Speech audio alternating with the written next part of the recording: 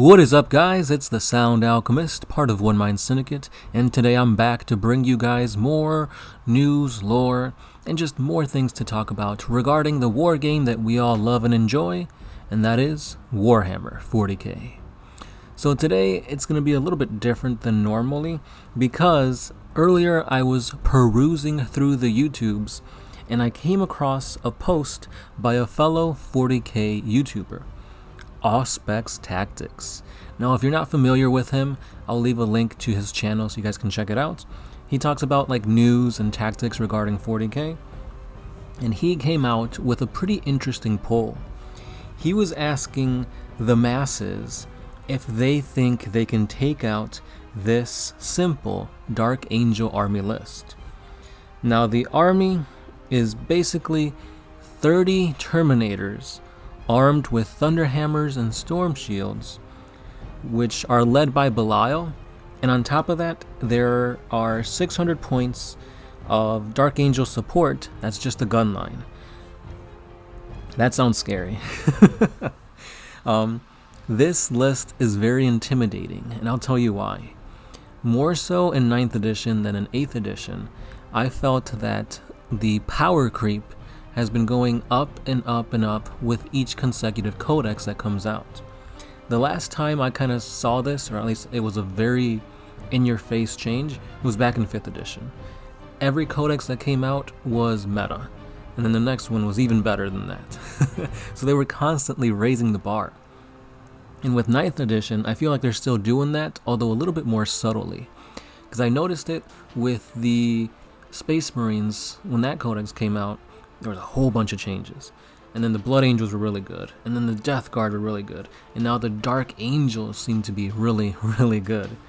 So let's take a look at this list and dissect it piece by piece to see if it really is as scary as it sounds. Because, now of course, they're the newest codex out. They're very intimidating, seeing as they're Terminators. And not everybody has their codex out. So if you're a Tau player, you're gonna melt to this.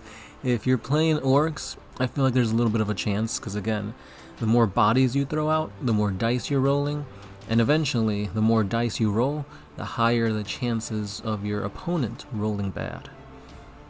So anyway, let's dive into this dissection. Okay, so let's start out first by saying that 30 Terminators, due to the rulings of the Dark Angels, they come with objective secure. So they're going to be able to take objectives and hold it for a long time. Now, I assume he's talking about 3 10-man squads, which taking out 10 Terminators from an objective is going to be really difficult for a number of things. And let's talk about probably the best thing Terminators have going for them, and that is their survivability. Terminators got buffed this edition by going from 2 wounds to 3. Their toughness still remains at 4, however, they now have a change to their Storm Shields. Storm Shields now bring their already good 5-up invuln save to a 4-up, and when they take damage and they roll with their armor save, you add 1 to the result. That's really good, because if you're getting hit by like AP 0 or AP 1 weapons, you're not gonna die. Like, you need to be hitting Terminators with at least AP -3, AP -4 weapons to at least have a chance at like bringing down their armor save to a point where they're gonna be rolling on that invuln save, and then it's a 50-50 shot if they live or die, or if they take a wound or not. Having 3 wounds, that's going to be pretty annoying to take out, because if you're shooting them with basic infantry, you're only going to be doing 1 damage most of the time. I know with the Tau, especially with missile pods and stuff, they're going to be doing D3 damage, so you're going to pray that you roll 5s and 6s to take out these Terminators with your missile pods. And it seems almost like a waste, but maybe last cannons aimed at these guys, because the last cannon is for sure gonna go through that armor save, and it's gonna be a 50-50 chance to make them miss that invuln save, And then you have to pray that you roll at least a 3 on your damage, because last cannons do d6 damage, so it's definitely annoying. It's gonna take a long time to whittle them down, and the dice are not in your favor, because again, you have to roll to hit, and then if you do hit them, you have to roll to wound. Now, they're not the sturdiest when it comes to toughness. It's only toughness 4, but still, then you have to go through their save, and then you gotta think about AP, and then there's 10 of them. By the time, like, they're just not gonna stand there. Like, they do have ranged weaponry available to them if they take cyclone missile launchers. So that's the only way they can still shoot while having the Thunderhammer Storm Shield combo. So if they do have that, then they're going to be firing, which is kind of a long range with the Cyclone Missile Launcher when you think about it, because it's range 36, and there's 2 different types, frag and crack missiles.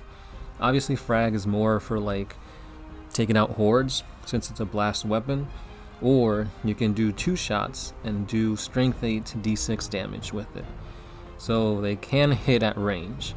However, if you try to take them out in close combat with, say, orcs or corn berserkers, howling banshees maybe, you have to get off that first turn charge.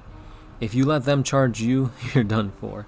Because the Thunderhammer, even though it's unwieldy, like when they attack, they're hitting at -1, so they're going to hit you half of the time, but when they do, they're going to be doing strength 8, -2 AP, 3 damage with each blow, and they have 2 attacks, 3 with the sergeant, so it's nasty.